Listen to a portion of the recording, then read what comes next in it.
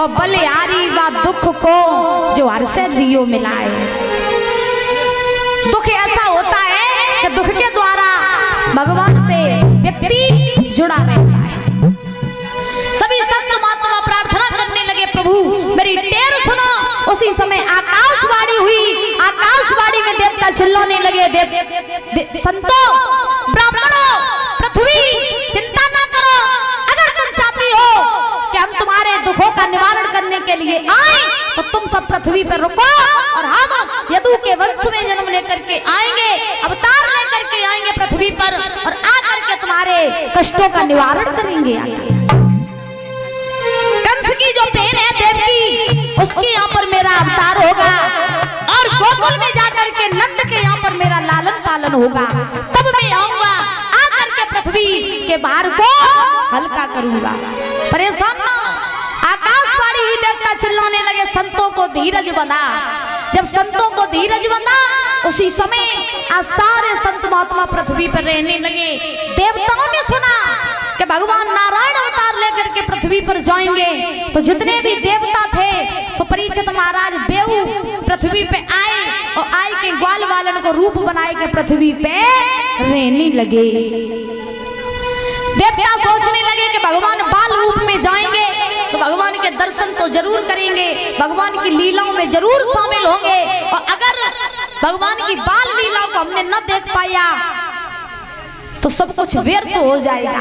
तो जितने भी देवी देवता थे वो सब पृथ्वी पे आए और आकर के महाराज आज ग्वाल वाल का रूप बना करके रहने लगे।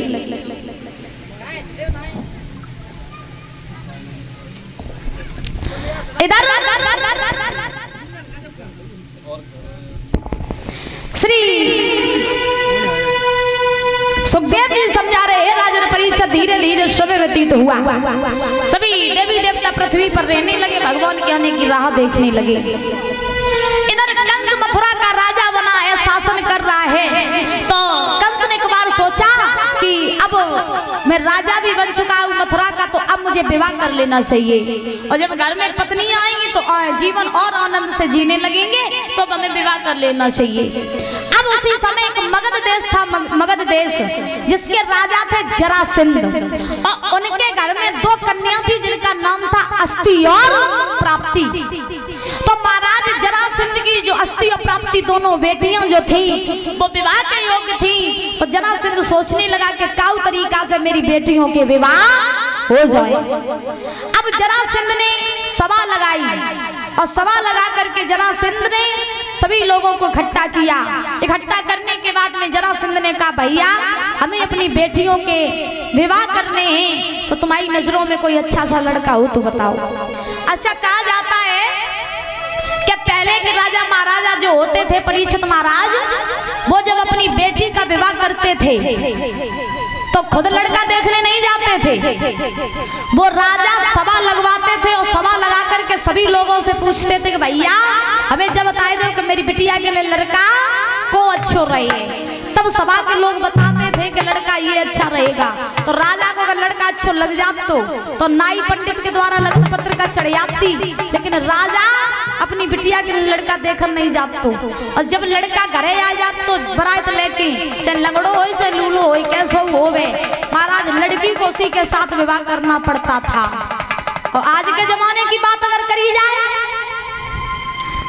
आज के जमाने की अगर बात करी जाए तो महाराज जब तक बिटिया को लड़का नहीं दिखाई हो तो बिटिया ब्याह नहीं करिए, लड़का को बिटिया नहीं दिखाई तो लड़का ब्याह नहीं करिए। और बाई चांस अगर भैया और बाप बिटिया के लिए लड़का देखे हो तो महाराज ब्याह तो बाद की बात, पहले हलो चालू हलो पहले होने लगा। और आजकल बहु प्रथा छोड़ो, आजकल तो 100% में 80% महाराज में भैया और बाप तो बिटिया के लिए लड़का देखन जाते नहीं था, तो पहले लड़का बिटिया ब्याह करके घरे आ जाते। और जो घरे आ जाओ मम्मी पापा बाद में पूछते क्या करो, बोलो ब्याह करो। कैसे लव मैरिज करी, बहुत बड़ी भाई, लव मैरिज की तो बहुत ही बड़ी भाई चल रही है। हाँ बोले गोविंद भगवान की। आज जरासंध ने अपनी बेटियों के लिए सभा लगवाई और जैसे ही सभा लगवाई पूछने पूछने लगे भैया हमें अपनी बेटियों का विवाह करना है, कोई अच्छा सा लड़का हो तो बता दो।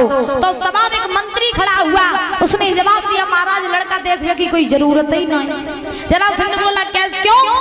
तो मंत्री बोला कि तुम्हारे पास में जो कुबलिया पीड़ हाथी है उसके पास 10,000 हाथियों का बल है। ऐसा करो कि तुम अपनी बेटियों का स्वयंवर करवाओ और शर्त ये रखो कि जो भी राजा महाराजा वीर योद्धा कुबलिया पीड़